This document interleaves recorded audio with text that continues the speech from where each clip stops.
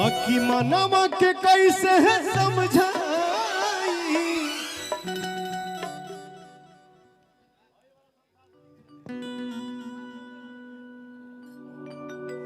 कि हम फोनावा पे कितना बताए और बाकी मनावा के कैसे समझाए बहे जब जब पुरवैया हो मन बिगड़े सैया हो बहे बहे जब पुरवैया हो मन बिगड़े सैया हो बहे बहे जब पुरवैया हो मन बिगड़े सैया हो हम खुनावा पे कितना बताए बाकी मनावा के कैसे समझाए हम खुनावा पे कितना बताए बाकी मनावा के कैसे समझाई बहे जब जब पुरवैया हो मन बिगड़े सैया बहे बहे जब पुरवैया हो मन बिगड़े सैया आवे आवे आवे आवे हाय रे हा आप सबके बीच में ठेठ भोजपुरी में कहाला मंच के टंच कलाकार या ज्यादा इंग्लिश हमको नहीं आता है ओके आता है और आप 10 लाइन बोल देंगे तो मुझे सिर्फ इतना आता है कि मैं बोल दूं या बस एनफ है इससे ज्यादा नहीं हाँ एनफ भैया खेला हो गए ठेठ भोजपुरी में कहाला मंच के टंच कलाकार आज के भोजपुरी दुनिया में स्टेज की किंग कहे जाने वाली हमारी गायिका जो है आप सबके बीच में बैठी है उसका नाम है अनुपमा यादव। मैं चाहूंगा आप आइए।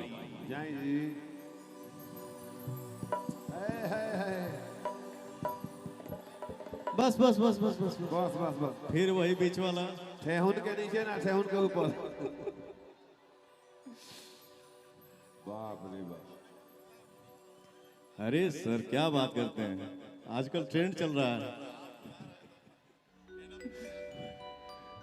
Hello I love you sir. I love you too. Love you serious. कभी कभी क्या है शांति बनाए रखो जानते हो ना सन की आदमी हूँ मारा लगा पता ना चली। तो यूपी है ना भाई। अभी मैं एक आर्टिस्ट को समझा रहा था नीचे कलाकार को आजाद छोड़ो। मेरी आर्टिस्ट जब बोली आई लव यू तो हमको जवाब देने दो उसमें तुम क्या सेम टू यू बोल रहे हैं। आप ही की तरफ से बोल रहे हैं सेम टू यू नहीं बोल रहे हैं लव यू सीरियस बोल रहे हैं। बोलो हैप्पी रक्षाबंधन बोल। जाने दीजिए मामा जी हमारे मामा जी हमारे बस ठीक है माइक बंद माइक उनका बंद ही रहने दीजिएगा। लव यू मामा। तार फूफा है मामा ना है कि मामा हाली हाली इमली घोटावा है मामा मामा हाली इमली घोटावा है मामा। ये काला से इमली ना यहाँ से रिश्ता आपका मेरा यही है बस। लेकिन रियल बता दूं आप देखिए कलाकार है मैं भी एक कलाकार हूं बट वो पब्लिकली हम लोग मजाक कर देते हैं बट रियल बता दूं छोटे बाबा जो हैं वो हमारे साले साहब हैं। नो एक्सेप्ट काहे का साले साहब। इनकी बहन से मैं नहीं इनकी बहन हमसे प्यार करती है। सही नहीं वो नहीं बात है। थैंक यू बेटा नहीं लव यू। कि जहिया से आई बड़ी भौजी का सिस्टर अरे रहता मिजाज गमगा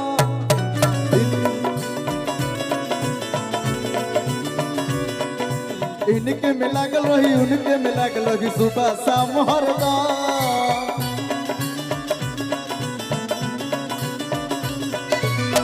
ताके जब ओढ़निया वाली हो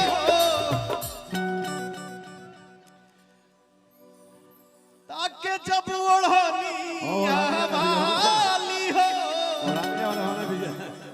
हमारा भैया के साली भैया के साली हाउ है हम ना है। आगे का भरे कि सीधे दिल में घुस जाली हो हमारा भैया के साली आई हो दादा दिल में घुस जाली हो हमारा भैया के साली शुरू करो। हेलो हेलो सारे गामा हम भोजपुरी से हमारा एक गाना आया हुआ है भैया। हमेशा आदमी चाहता है कि एक दूसरे से जलन न रखे, हर कोई मिल के रहे, जुल के रहे, खुश रहे। कि भोजपुरिया हमारा बड़ी बेला दारा, सुन ले हम बानी रहे हर दम बेपारा।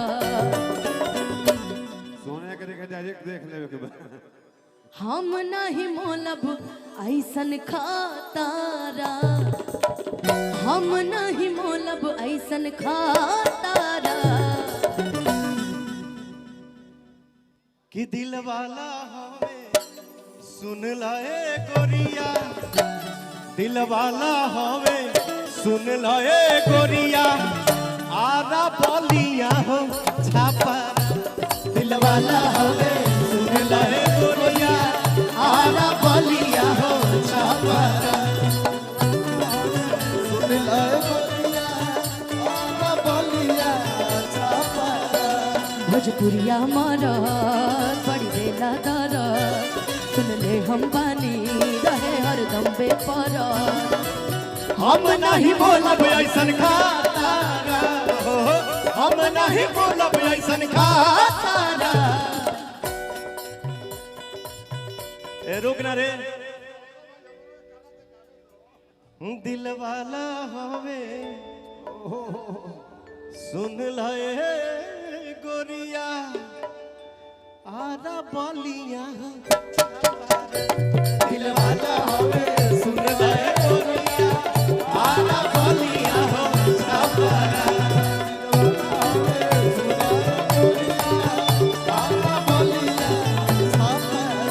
हो हितई में आई के हिलावा तारी टोला, हितई में आई के हिलावा तारी टोला, हिलावा तारी टोला।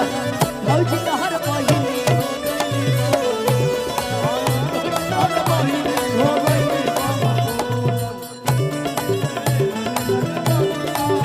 आरा बोलिया हो छापरा।